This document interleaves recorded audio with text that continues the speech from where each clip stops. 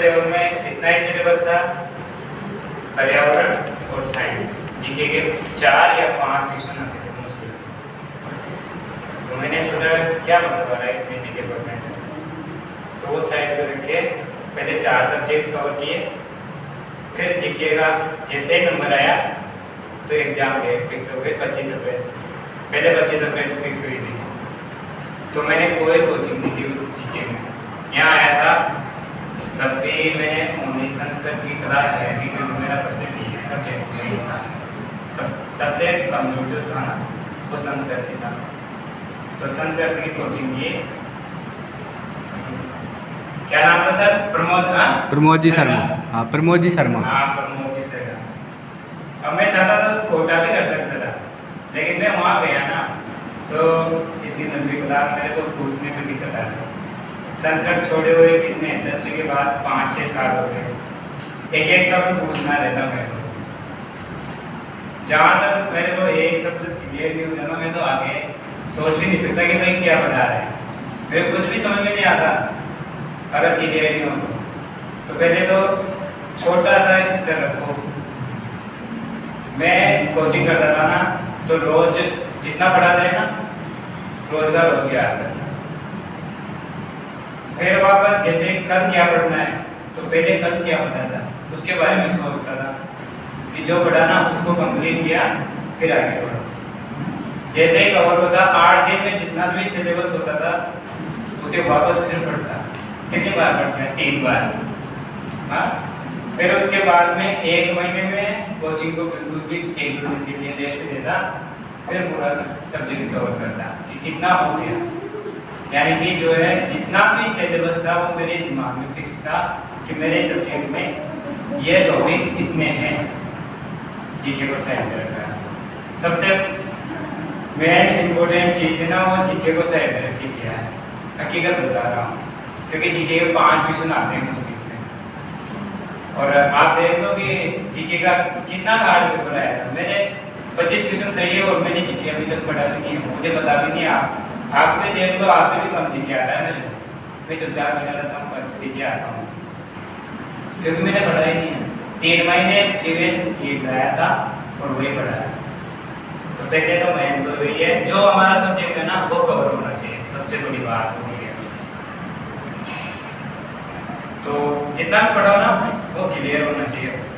मेरा टारगेट था 120 नंबर का, यानी कि 80%। मैंने कुछ भी नहीं सोचा। रिजल्ट जिस दिन आया था ना मेरे 119 क्वेश्चन सही हुए थे। मुझे उस दिन दुख हुआ था कि 120 क्यों, एक क्वेश्चन की वजह से। मुझे सिलेक्शन से मतलब नहीं था कि सिलेक्शन होगा कि नहीं होगा। मैंने यही सोचा था कि 120 क्वेश्चन सही कैसे नहीं हुए। पेपर कितना आसान था उससे भी मुझे कोई मतलब नहीं है। मेरा टारगेट था 120 क्वेश्चन का। तो जैसे ही बाद में आंसर की आए तो उसमें 3 क्वेश्चन पे बोनस दिया गया और मेरे को ओनली 1 क्वेश्चन पे बोनस मिला था। हिंदी, हाँ हिंदी का था, साइकोलॉजी का था। एक ही क्वेश्चन पे बोनस मिला मुझे 120। तब भी मेरे को दुख नहीं हुआ कि मेरे को 2 क्वेश्चन पे क्यों नहीं मिला। मेरा टारगेट था 120 नंबर का और मेरे को मिल गए।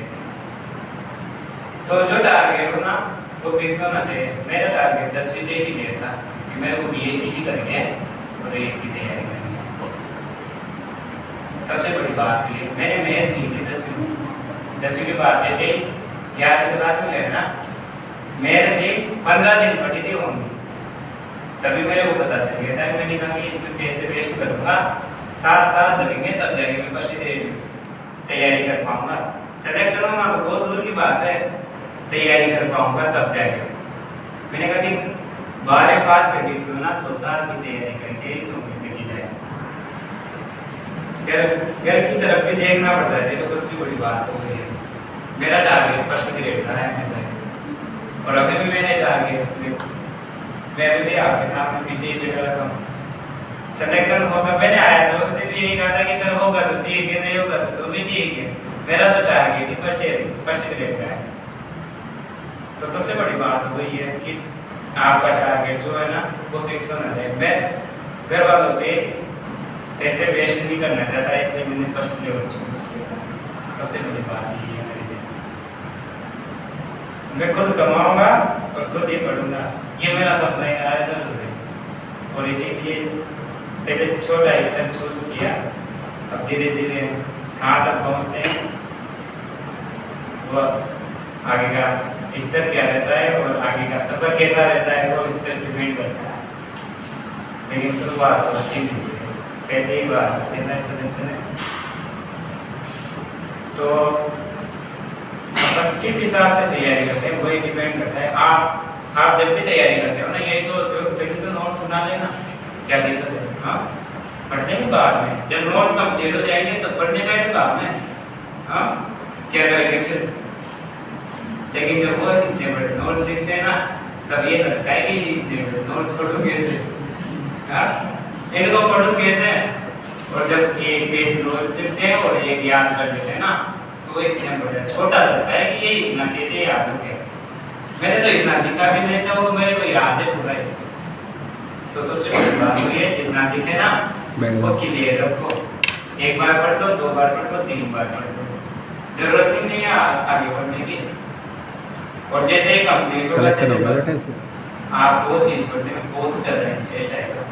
आप बाहर क्या हो रहा है क्या नहीं हो रहा उसमें ध्यान भी नहीं जाता। मेरे को सब्जेक्ट से काम है, सब्जेक्ट क्लियर करेंगे, जैसे ही क्लियर होगा दूसरा सब्जेक्ट पकड़ेंगे। हाँ, एक सब्जेक्ट पे कभी भी डिपेंड मत रहो, सारे सब्जेक्ट साथ साथ पढ़ो। अगर आप एक ही सब्जेक्ट को 2 घंटे से ज़्यादा पढ़ते हो ना तो आप सबसे ज़्यादा पागल हो। मैं तो यही मानता हूँ क्योंकि 2 घंटे से ज़्यादा कोई भी याद नहीं रख सकता। 2 घंटे से ज़्यादा अगर कोई सब्जेक्ट एक ही सब्जेक्ट को पढ़ रहा है, जिसने पढ़ा ही नहीं है फिर याद ही नहीं रहेगा, क्या मतलब है उसे लेके बैठे। और मैं तो हमेशा 1.5 घंटे मान के चलता हूँ, 1.5 घंटे से ज़्यादा मैंने किसी भी सब्जेक्ट को नहीं किया। और नाइट का भी पढ़ा है मैथ भी, मैंने 1.5 घंटे से ज़्यादा नहीं पढ़ी। और मैथ में मेरे 26 क्वेश्चन से ये 30 में से, जिसमें से 3 क्वेश्चन आउट ऑफ सिलेबस आए थे, आयतन जो सिलेबस में भी नहीं है, उनमें से मेरे 1 क्वेश्चन सही है, 2 क्वेश्चन परिभाषा वाले हैं। तो इतना कॉन्फिडेंस होना चाहिए कि मैंने क्या किया है, मैंने जितना पढ़ा है वो सही भी हुआ कि नहीं हुआ। जो मैंने टारगेट सेट किया था ना 120 का वो सही है, लेकिन जिस हिसाब से पेपर आया था ना मेरे 10 क्वेश्चन गलत है उसमें, सिंपल क्वेश्चन। आपको बताओ उसमें हिंदी में क्वेश्चन आया था बहुवचन वाला, पुस्तक का पुस्तकें, वो मेरे क्वेश्चन गलत है। और वो कैसे गलत है पता है? ऑप्शन भरते टाइम मुझे पता चल गया भाई कि मेरा ये गलत है। अगर मैं चाहता था उसे सही भी तो लगा सकता था, लेकिन ऑप्शन में जो बोला बदल गया उसे थोड़ा मिटा सकता था। मन में संतुष्टि जरूर रख सकता था कि भाई मेरे ये क्वेश्चन सही है, लेकिन जब आंसर कैसे मिला था ना तब भी वही आया कि भाई गलत है तो गलत है। तो मैंने वहाँ आग बीच के उसमें जो ऑप्शन भरा ना उसी पे लगाया पुरुष का पुरुष, जो कभी पढ़ा ही नहीं जिंदगी में कभी पुरुष का पुरुष होता ही नहीं है, उस पे ध्यान उसके लगाना पड़ा क्योंकि ऑप्शन ही बन गया। क्या करूँ, 3 क्वेश्चन ऐसे गलत हुए हैं ऑप्शन भरते टाइम, 5 क्वेश्चन जल्दबाजी में गलत हुए हैं, जिनमें से 1 क्वेश्चन है आंसर भी उसी पेपर में था और उससे पहले वाले क्वेश्चन में आंसर था, उसमें भी मैंने ध्यान नहीं दिया। उससे पहले जो क्वेश्चन किया था ना उसमें उसका आंसर था दूसरी बार में वो क्वेश्चन था, वो भी मेरे गलत है। लेकिन टारगेट 120 का था, मेरे को वो क्वेश्चन से क्या था, मेरा टारगेट पूरा हुआ। मैं कुछ था मैंने जब मेरे भैया से कॉल में बात की ना तब भी मैंने ये कहा था कि मेरा 120 का टारगेट पूरा हो गया, नौकरी लगे या ना लगे, पेपर आउट हो या कुछ भी हो, मेरा जो एक्सपीरियंस है ना वो मेरे हमेशा काम आएगा। रद्द होती है उन्हें तो मैं फिर तैयारी करूँगा,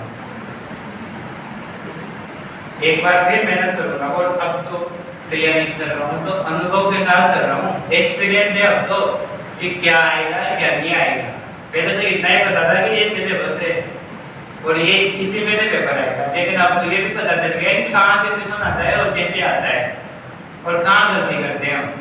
तीनों चीजें क्लियर है ना, अब तो डबल मेहनत करेंगे हाँ।